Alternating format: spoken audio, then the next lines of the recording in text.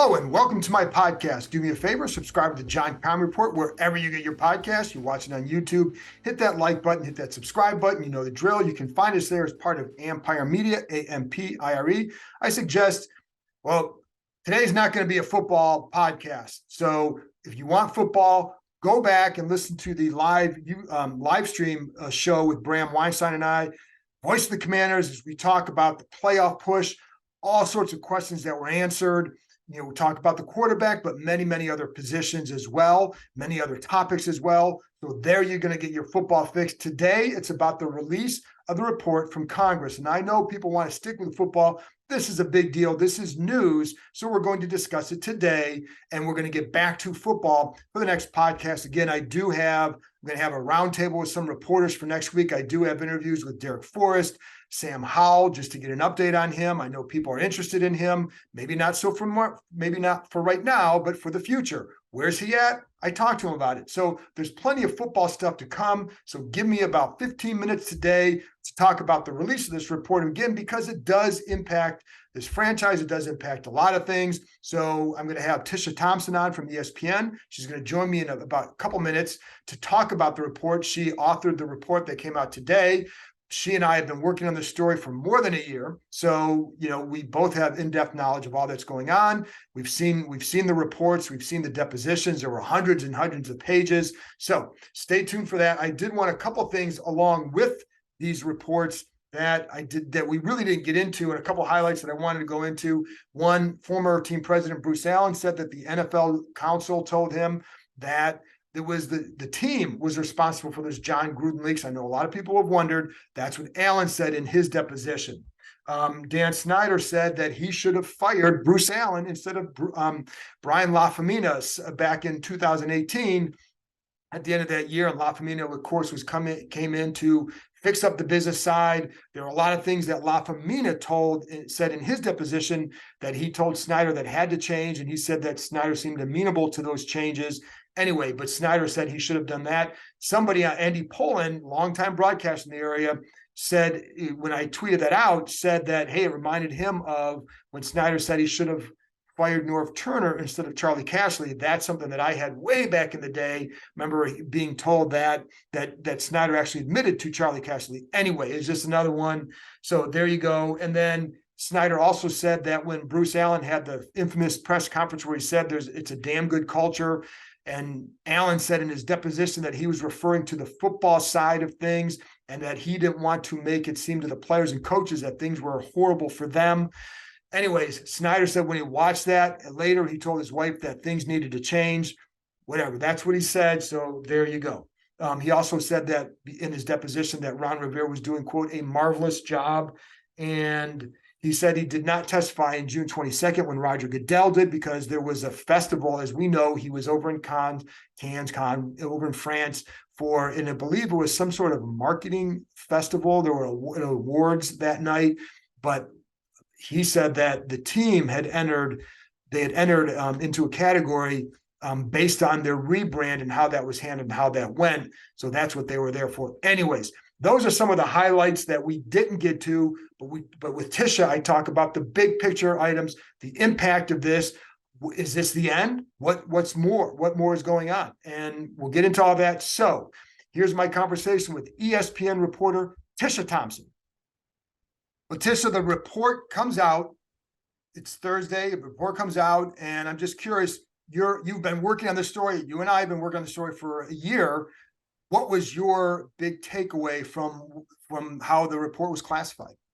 I think there were two things. I think that the committee report firmly and very pointedly puts blame on Dan Snyder. It references Snyder specifically, doesn't always deflect to his attorneys, says this was Snyder. Snyder was in charge of this and was working to interfere in the investigation, obstruct the investigation, and really points the finger at him. I think the other thing that is different from what we've heard from the committee in the past is the amount of responsibility that's been placed on the NFL as well, that this is not just limited to Dan Snyder and his team, that this was actually also the responsibility of the NFL. And the report flat out says the NFL failed its employees by not protecting them from intimidation and not letting them feel like they could speak up about things like sexual harassment without fear of retaliation.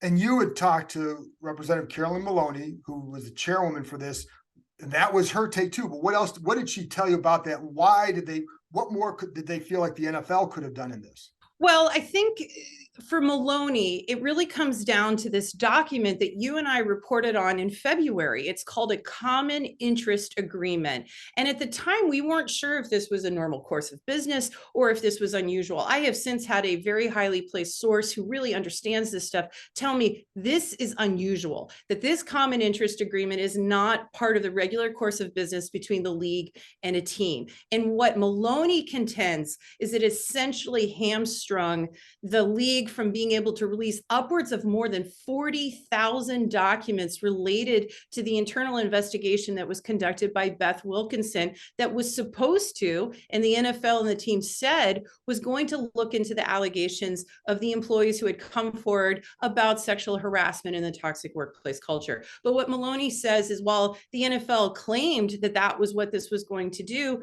behind the scenes, Wilkinson couldn't do her job. She wasn't allowed to interview very critical witnesses because they were not released from their non-disclosure agreements. In fact, that Snyder, through his lawyers, actually worked to prevent Wilkinson through court proceedings from interviewing these women. So it wasn't just NDAs, it was also court proceedings.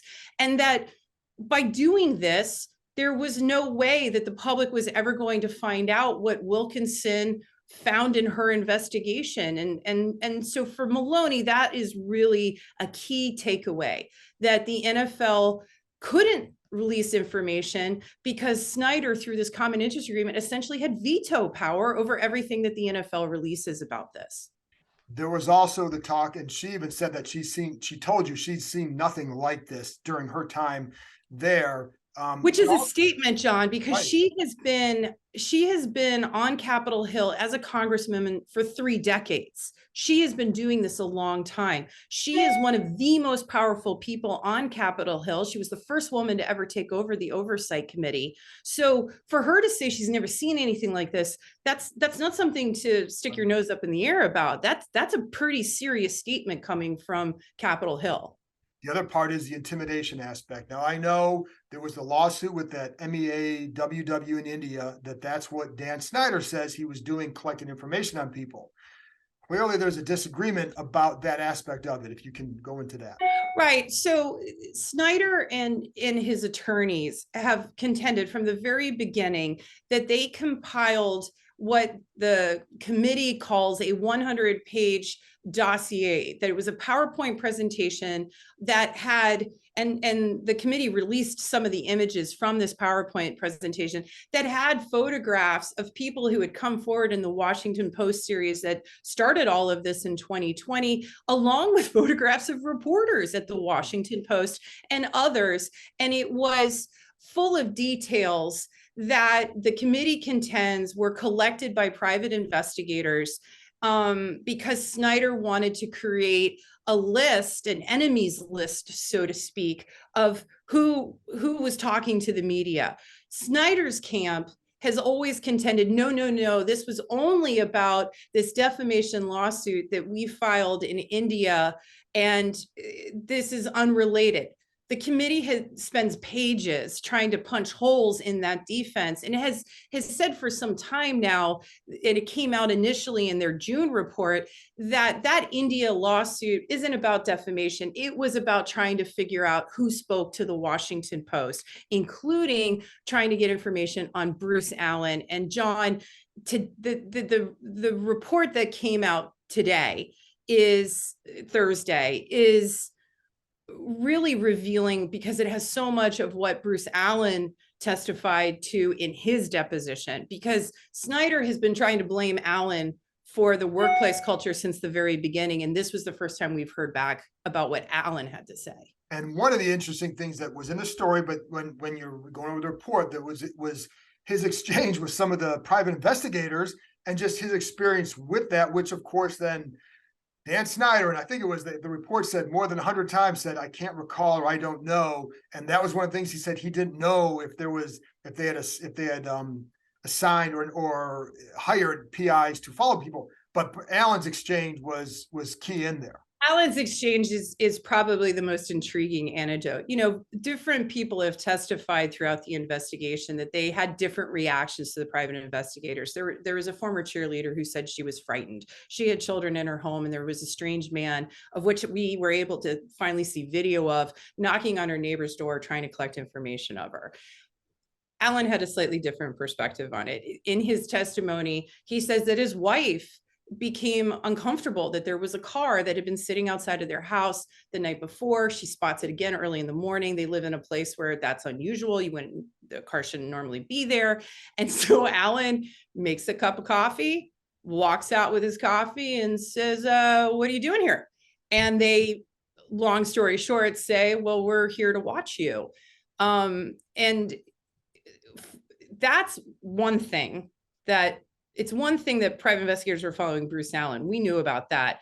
The other thing that Bruce Allen says about private investigators is he recalls in his testimony that during the height of the kneeling controversy over the national anthem, Snyder was actively trying to get rid of NFL Commissioner Roger Goodell and says to Bruce Allen, I want to get I'm paraphrasing, I want to get private investigators to follow the NFL commissioner. For us, that was important because, as you know, we reported in October for the first time that Snyder has been bragging to associates that he's been collecting dirt on owners and Goodell. And here was one of Snyder's closest associates testifying under oath in a congressional deposition that Snyder had told him something to that effect. And along those lines, too, Allen said that he and Stephen Choi, their former CFO, that Snyder sent them up to New York to look over Goodell's contract. And that was around the same time, too, was it not? Well, I'm going to take your word for it, because this is the part where we disclose that you read almost 300 pages of the deposition while I was trying to process the report. Right. And I you read know more about that. Right. This is how teamwork works, right? So, yeah, no, I mean, the Bruce Allen testimony is very interesting, especially for those of us who've been trying to understand what the heck was going on behind closed doors. And then the other part is the Republicans then release a memorandum with, I guess, basically rebutting a lot of this, or saying that, again, they've maintained from the beginning that it was all a sham, that it was one-sided. What else did you see from what they released today, shortly before noon? So I'm still trying to figure all this out. So this is still a work in progress, but we've begun to publish on it. So here's what I've got right now that I can share.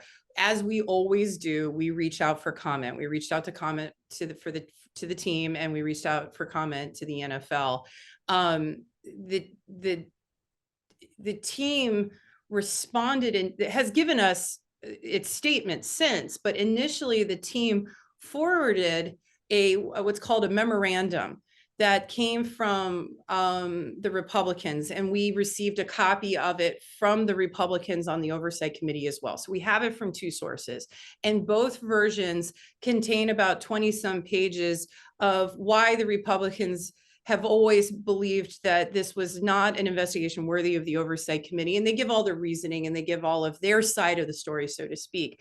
But at the very end of it, there's an attachment of exhibits that the memo says was 57 emails that were sent and received from Bruce Allen's email account when he was with the team. We've previously reported that the team culled about 300,000 emails from Bruce Allen's computer after he left. And within these 50-some emails that are presented as exhibits and have essentially been publicly released now to the media, are more than 24 images of naked women. And I'm currently trying to figure that out. And my understanding as of right this moment is that it may include some of images of some of the women who are part of the 40 employees that have been represented by Katz and Bank, the attorneys who've been speaking out on behalf of the women who have been at the center of this from the very beginning. So I've never run into that before, where Congress is releasing images of naked women. That's new. It is. And I'm trying to wrap my head around it, John. And I would imagine that too, if for any of the women who are involved in this to see that again, it's going to bring up feelings that they just want to put behind them. Well, I've asked for statements, right? Like what I'm not going to do is assume. I never assume what anyone is thinking. And so I have reached out to some of the women that have been at the heart of all of this. I've reached out to Banks and Katz to see, and when I know what they have to say, believe me, John, you're going to know too. Right, and there's a lot more to go on there. What do you think the impact of this report is and will be? So I think that this is a chapter that is ending in a much bigger story. So while the congressional investigation is concluding, because the Republicans, as you have reported and I have reported, have indicated that they are not going to pursue this investigation anymore. Representative James Comer from Kentucky, a Republican, is taking over control of the Oversight Committee in January. So for Congress, this is it. It's done. There is possible legislation that could be rolled out, but it would be dependent on lawmakers who are going to continue to be in Congress in January, sponsoring that legislation, because the legislation so far that's been sponsored dealing with NDAs and stadium financing, those lawmakers are leaving office at the end of this month. So Congress is done for the most part, but 14 months of the congressional investigation has spurred so many other government investigations.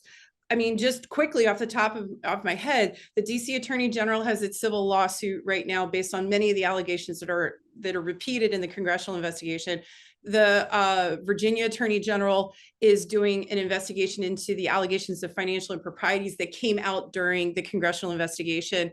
The U.S. Attorney for the Eastern District of Virginia is pursuing a criminal inquiry based on reporting, or based on two sources that we first reported a couple of weeks ago.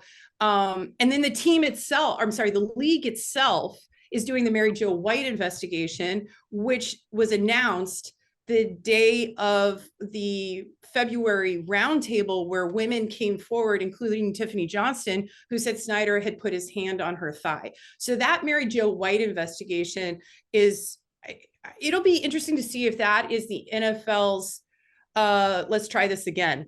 Right. You know, we were hamstrung with Wilkinson, so let's see what happens with Mary Jo White. Will it be more of the same, or will this be a different version of event? You know, there's a lot more to go. We can't predict. It'll be really interesting to see what happens. So this is not done. You and I have lots more reporting. We do. And I think the other thing too is in the Republicans, their memorandum, they included testimony from Brian LaFemina, who was an executive here a few years ago, was fired, and then also Bruce Allen, both of whom denied any knowledge of it. They walked through some of the auditing process, and that term juice that I think Jason Friedman, brought up, as far as like how they classified the extra money, they said they weren't familiar with that term. Just to be clear on that one. But so there's more to go on that one as well. That Jason Friedman testimony is really, I think, the generator behind a lot of the other government investigations that are now beginning to churn,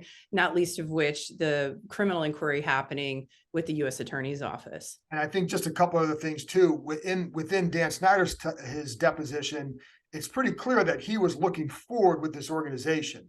And because he mentioned a few times about being excited for it, and excited for the future. That vestry light, report about how it is now was a big deal. And then a couple months later, now the team's up for sale. So that was just, I kind of was struck by the enthusiasm for the future. And then a couple months later, team up for sale.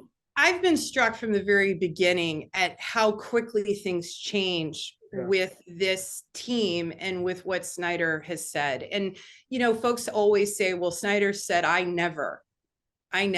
If we, if anyone ever does a 30 for 30 on this, I would suggest the title Never Say Never, because he said I would never change the name of the team. Well, as we know, financial pressure brought on the change of the team's name. And he said, well, I'll never sell the team. And we are in a moment right now. Does never mean never. And I think what is important for folks to understand, because I always ask this question whenever I'm talking to any of these folks that are part of the government investigations, is if he sells the team, is that the end of it? And at least for the DC Attorney General, it is not. That Right. These are events that took place under Snyder's watch, and that this is a lawsuit that's been filed against Snyder and the league. So whether Snyder sells the team or not, that case, for instance, would continue if it doesn't get dismissed, or if, folks continue to pursue it. Tisha, anything else we need to know about this at this point? There's so much there. There's so much there. It is a super dense read. And I'm always of the opinion, read the thing. If you really, really want to know, read the thing. We have put the entirety of the 79-page report on our website. If you look up the story that we published today, Thursday, about the final report, you can read the report yourself. And you can draw your own conclusions. And that's what I always encourage everyone to do. You and I try really hard to synthesize it and make it understandable and put it in context. But if you really care about this team, you should read this report. Tisha, thank you very much. Great job. And always, people got to know, this is one of my favorite reporters to ever talk to. Can I give a shout out to you, John? I will tell anyone and everyone that you are a jewel of a human being, and you have one of the toughest jobs in sports. You do it with such class, and I am so proud to be your colleague. Well, thank you for having me on the podcast. Tisha, it's awesome. Thank you very much. Great job. And you got a lot of other responsibilities today, so get to I'll be on the phone with you real soon, probably. Awesome. Very good. Thank you, Tisha. All right. Talk to you.